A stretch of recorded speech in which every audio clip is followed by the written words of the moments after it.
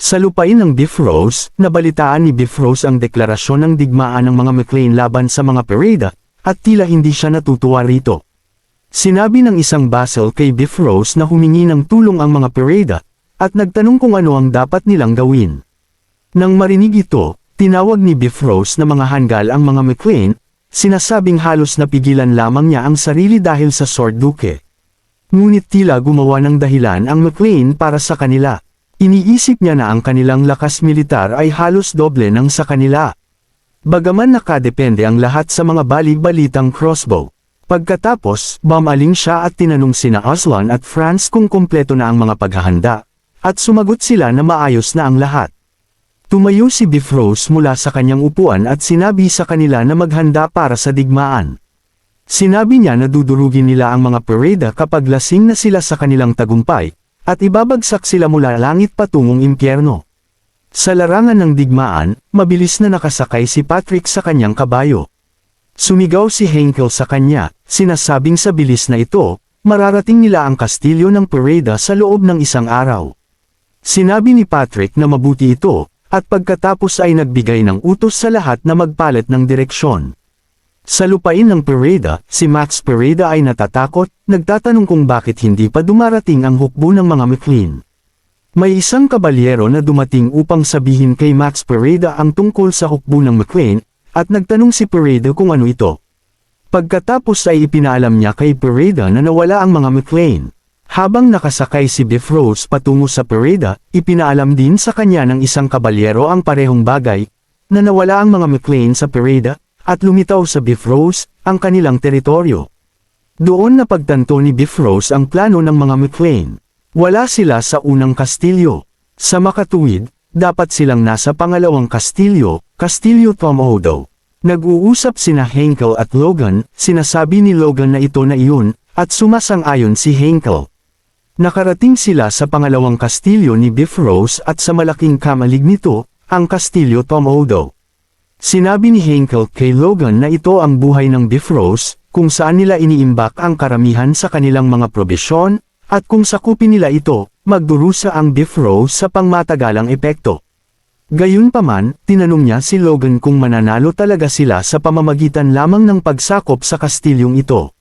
Lumitaw ang isa pang pag-uusap mula sa nakaraan. Sinasabi ni Logan sa kanyang ama na magdedeklara sila ng digmaan sa Pereda, ngunit ang tunay niyang target ay ang Kastilyo Tom Odo. Muli, hindi maintindihan ni Patrick ang plano ni Logan. Tinanong ni Patrick si Logan kung balak niyang palabasin si Bifrost gamit ang Pereda. At sinabi ni Logan na ito mismo ang gagawin niya. Sinasabing gagawin nila ang kanilang makakaya upang maiwasan ang pakikipaglaban sa mga puwersa ni Bifrost. At sa pansamantala, sasakupan nila ang Kastilyo Tom Odo. Sinabi ni Patrick na kahit mangyari iyon, sa huli walang 2 araw bago sila muling magkita. Ngunit sinabi ni Logan na maayos lang iyon, dahil kailangan lamang nilang maghintay hanggang sa mamatay ang hari, at nang marinig ito, nagulat si Patrick. Ipinaliwanag ni Logan na kapag nangyari iyon, mapipilitan ang lahat ng maharlika sa kaharian na itigil ang kanilang ginagawa, at dumalo sa pambansang libing. Ito ay magiging direktang utos mula sa pamilya ng hari, na may malaking awtoridad, sapat na awtoridad upang pigilan ang digmaan. Napagtanto ni Patrick na tama muli si Logan, dahil kung lumabag si Bifrost laban sa pamilya ng hari, agad siyang mahahatulan ng pagtataksil. Sinabi ni Patrick na kahit sinabi ni Logan na alam niya kung kailan mamamatay ang hari. Hindi pa rin siya makapaniwala na naisip niya ito, at pagkatapos ay nagtanong kung talagang sigurado siya sa petsa. Sumagot si Logan na sigurado siya, dahil ito ay isang petsa na hindi niya makakalimutan. Ang pagkamatay ng hari ay iaanunsyo sa hating gabi sa bisperas ng bagong taon. Bumalik tayo sa kasalukuyan ngayon, at sinabi ni Logan na may 2 araw na lang hanggang doon. At kailangan nilang sakupin ang Kastilyo Tom Odo bago iyon. Sa mga pader ng Kastilyo Tom Odo, ang mataas na ranggong kabalyero na si Jerome, kapitan ng bantay ng Kastilyo Tom Odo ay galit, nagtatanong kung saan nanggaling ang lahat. Ang kanyang kapatid na mataas na ranggong kabalyero na si Jerick, ay nagsabi kay Jerome na kumalma, dahil naiulat na nila ang sitwasyon sa pangunahing kastilyo. At kailangan lamang nilang maghintay ng 1 araw. Bumaling si Jerome sa kanyang kapatid, At pagkatapos ay sa karamihan, sinasabing may 3,000 sila. Ang mga kabalyero ng McLean lamang ay halos 200.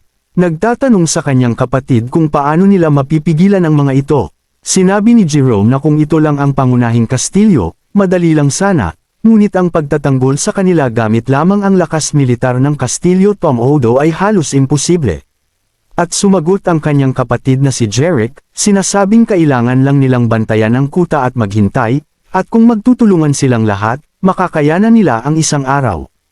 Pagkatapos ay bumaling siya sa 3 ranggong kabalyero ng kastilyo, sina Gale, Terrace at Typhon, sinasabing kailangan nilang maghanda ngayon. At nang sabihin ni Jerick iyon, isang sigaw ng labanan ang gumambala sa kanila. Ito si Patrick na nagsasabi sa lahat ng kanyang puwersa na sumulong.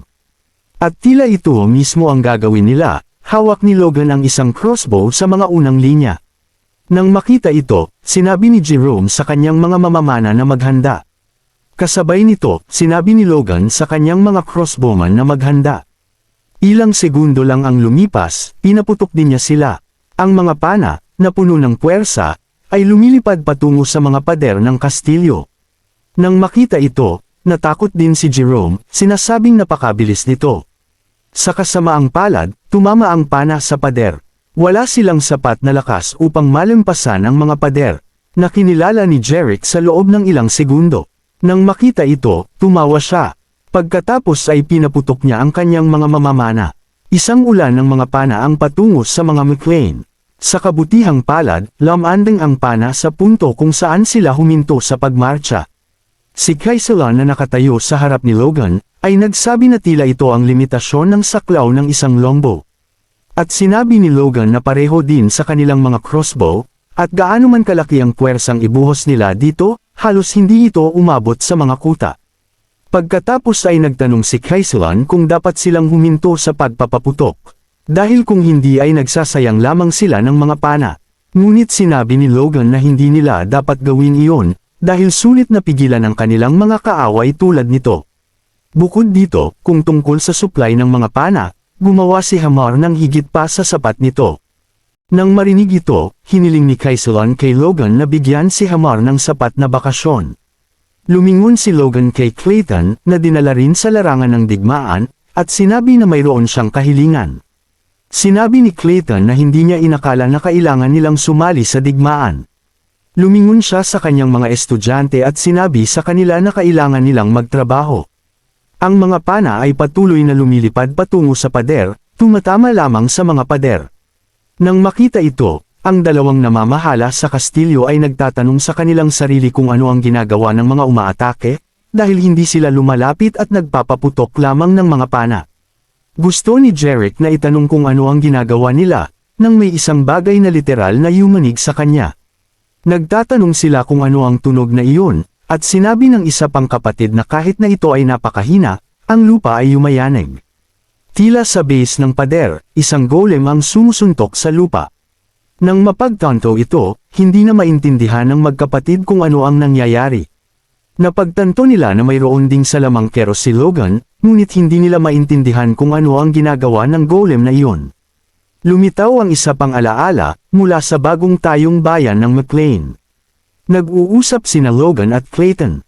Sinabi ni Logan kay Clayton na gusto niyang gumamit ng mga golem sa digmaan, na ikinagulat ni Clayton. Sinabi ni Logan na magagamit nila ang mga golem upang ipagtanggol ang kanilang sarili mula sa mga pana, o madaling makalusot sa mga pader. Sinabi niya kay Clayton na kung mga mana stone ang kailangan niya, mayroon din siyang sapat nito. Nang marinig ito, nagtanong si Clayton kung ganoon ba kahalaga ang laban. Pagkatapos ay sinabi ni Clayton kay Logan ang isang bagay na hindi niya magugustuhan. Ang ganitong uri ng operasyon ay imposible, at nagtanong si Logan kung bakit. Sinabi niya na kung ang mga mana stone ang problema, madali itong malulutas. Ngunit pinigilan ni Clayton si Logan, sinasabing hindi iyon ang problema. Sinabi ni Clayton na ito ay tungkol sa kanilang mga buhay. Hindi maintindihan ni Logan, kaya ipinaliwanag ni Clayton. Hindi ito isang kilalang katotohanan, ngunit kapag ang mga golem ay tumatanggap ng isang tiyak na dami ng pinsala, ang pinsala na iyon ay naililipat sa caster. Sinabi niya na siyempre, naghahanap sila ng mga paraan upang mapabuti ito. Pagkatapos ay binigyan niya si Logan ng isang research paper, na nagsasabing sa pamamagitan ng paggambala sa daloy ng mahika na ipinadala ng mga Mana Stone, may mangyayari. Gayunpaman, hindi na nakikinig si Logan, iniisip na ang kanyang pangarap na magkaroon ng hukbo ng golem ay nawala. At tinanong siya ni Clayton kung nakikinig ba siya sa kanya. Malungkot lang si Logan tungkol dito. Kaya, nagmungkahi si Clayton ng ibang bagay. Sa larangan ng digmaan, ang mga golem ay naghuhukay ng butas, at pumapasok sa ilalim ng lupa kasama ang mga mage. Nang makita na tumigil din sa pagpapaputok ang mga McLean, nagtatanong ang magkapatid kung ano ang kanilang plano. At iniisip pa ng isa sa kanila na gusto nilang hamukay ng tunnel hanggang sa ilalim ng pader. Gayunpaman, hindi nababahala si Jerick tungkol dito. Sinabi niya sa kanyang kapatid na nagsimula silang maghukay kaninang umaga, at nagdidilim na. Kaya sa ganitong bilis, darating ang mga reinforcements bago sila maabot ng mga golem. Bahagyang kumalma si Jerome, sinasabing kung gayon, kailangan lang nilang maghintay dito. Biglang ang lupa sa ilalim nila ay yumayanig, at wala silang ideya kung ano ang nangyayari. Napagtanto ni Jerome na ang istruktura ng mga pader ay maaaring nasa panganib. Pagkatapos ay lumingon siya sa kanyang kapatid at nagtanong kung ano ang posibilidad na gumuho ang mga pader. Sinabi ni Jerick na imposible iyon. Natatakot si Jerome, nagtanong sa kanyang kapatid kung hindi niya nararamdaman ang pagyanig ng lupa sa ilalim nila. Ngunit pinanatili ni Jerick ang kanyang kalmado, sinasabing hindi pa sila dapat gumawa ng anumang hakbang. Nang marinig ito, nagalit si Jerome at nagtanong kung ano ang mangyayari kung gumuho ang mga pader. Pagkatapos ay nagtanong siya kung bakit sa tingin niya ay hindi sila umaatake, dahil may balak ang mga McLean. Tumingin si Jerome sa ibaba at sinabi sa kanyang kapatid na kailangan nilang pabagsakin ang kanilang mga mage. At personal siyang bababa at aayusin ito. Nang makita ito, sinabi ni Jerick sa kanya na si Jerome ang kapitan, kaya hindi siya dapat basta-basta umalis at pumunta kung saan. Kaya, kukuha si Jerick ng ilang sundalo at pupunta sa halip. Nang marinig ito, tumingin si Jerome sa kanyang kapatid. Sinabi niya sa kanya na sumasang-ayon siya sa planong ito, at masaya si Jerick na sa wakas ay nakumbinsi si Jerome. Pagkatapos ay sinabi ni Jerick sa kanyang kapatid na madali siyang magpanik, at humingi ng paumanhin si Jerome tungkol dito. Sa labas ng bakuran ng kastilyo, pinamumunuan ni Jerick ang isang unit ng mga kabalyero. At sinabi ng isa sa kanila sa kanyang kapitan na lumulubog na ang araw, at sumagot si Jerick na hindi ito maiiwasan. Sinabi niya na ang kagubatan ay nakapaligid sa kanila sa timog at kanluran, kaya mas ligtas na dumaan sa timog na kagubatan upang umatake. Makalipas ang ilang minuto, sinabi ni Jerick sa kanyang mga kabalyero na nakarating na sila. Tinitingnan ng hukbo ng McLean, tinansya ni Jerick ang mga puwersa, 5 regular na kabalyero. Nakita niya ang isang bagay na nagdulot ng takot sa kanya, at ang bagay na iyon ay isang tao, si Henkel. Sinabi ni Jerick na ang antas ng force na inilalabas ng taong iyon ay nasa ibang antas, kaya tiyak na isa siyang mataas na ranggong kabalyero tulad niya. Inisip niya na imposible para sa mga McLean na magkaroon ng ganoong karaming mataas na ranggong kabalyero. Kaya kung mapapatay niya si Henkel, babaligtad ang sitwasyon sa kanilang pabor. Tinatanong ng isang kabalyero si Jerick kung talagang balak niyang sumugod. Dahil malinaw na bitag ang kanilang nakikita, ngunit hindi ito alintana ni Jerick, sinasabing kahit na bitag ito, wala nang saysay ang umatras. Sinabi niya na kailangan nilang harapin ang mga ito at bumalik sa kanlurang pader ng kastilyo. Nang marinig ito, sinabi ng isa pang kabalyero na tiyak na nag-aalala si Jerick kay Jerome, dahil nagpapanik na ito simula nang sumalakay ang mga McLean. Nagpatuloy si Jerick sa pag-iisip tungkol sa kanyang kapatid. Sinabi niya na sila ng kanyang kapatid ay espesyal, nagmula sa isang karaniwang pamilya, at ang pagiging mataas na ranggong kabalyero ay bihirang mangyari kahit sa buong bansa. Dahil doon, ginawaran sila ng marangal na titulong kapitan ng bantay ng ikalawang kastilyo. Maaaring dahil ito sa kanilang pinanggalingan. Ngunit palaging kinakabahan si Jerome na aalisin sa kanya ang posisyong ito. Ang mga hindi kinakailangang pagkakamali at ang kanyang kawalan ng composure sa kahit na pinakamaliit na problema. Ang kanyang reputasyon ay bumababa na sa mga kapwa kabalyero. Kahit subukan ni Jeric ang kanyang makakaya upang tulungan siya, may mga limitasyon. Kaya, ang laban na ito ang maaaring kanilang huling pagkakataon, kaya kailangan niyang manalo sa anumang paraan. Sumunod, sumugod si Jeric at ang kanyang mga kabalyero sa labanan. Pagtalikod nila, napagtanto ng mga McLean na sila ay sinasalakay mula sa likuran. Pagkatapos ay nagsimula silang tumakbo patungo sa mga tunnel. Nang makita ito, nagtaka si Jeric kung balak nilang tumakas sa pamamagitan ng tunnel. Inisip niya na mas marami silang tauhan, ngunit mayroon din silang isang mataas na ranggong kabalyero. Kaya kakaiba na hindi sila nag-atubiling tumakbo. Kaya, napagtanto ni Jeric na tiyak na bitag ito. Gayunpaman, sinabi niya sa kanyang mga tauhan na patuloy silang habulin. Habang papalapit sila sa mga tunnel, nagsimulang magpaputok ng mga pana ang mga McLean. Isa sa mga pana ay muntik nang tumama sa ulo ni Jeric. Bahagya siyang nagalusan at inisip na ito ang dahilan kung bakit sila pumasok sa tunnel, nagbabalak na magpaputok ng mga pana mula sa dilim. Gayunpaman, bilang isang mataas na ranggong kabalyero, sinabi niya na hindi siya kayang pigilan ng mga simpleng pana na ito. Sumugod siya pasulong, iniisip na magagamit niya ang kanyang force upang patuloy na pigilan ang mga pana. Bigla, tinamaan ng isang pana ang leeg ng kanyang kabayo. Tumalon siya palayo, at nagawang mapanatili ang kanyang balanse. Pagkatapos ay nakita niya ang isang kumikislap na ilaw na nagmumula sa dulo ng tunnel. Nagsimulang magpaulan ng mga pana ang mga McLean sa kanyang mga tauhan, pinapatay ang lahat ng mga kabayo at maging ang ilang mga kabalyero sa loob ng ilang segundo. Gayunpaman, hindi tumigil si Jeric, at patuloy na sumugod pasulong. Hinaharang ang mga pana gamit ang kanyang force, iniisip na wala siyang oras na tulungan ang mga ordinaryong kabalyero na hindi kayang iwasan ang mga pana ng mag-isa.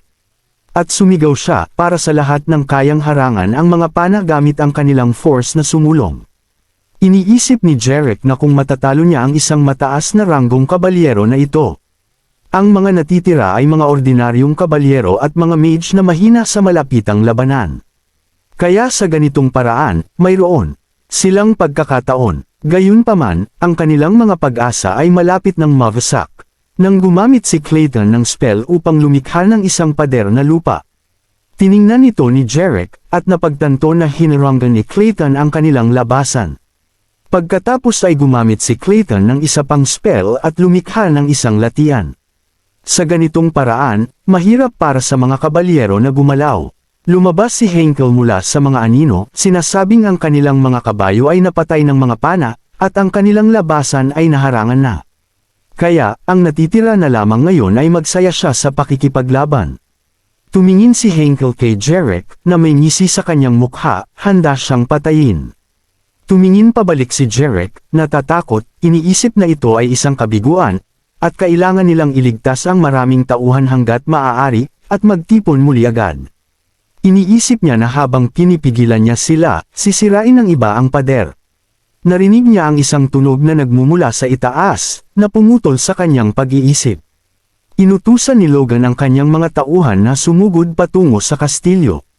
Nang napagtanto ito, iniisip ni Jeric kung ano ang mangyayari sa kanyang kapatid.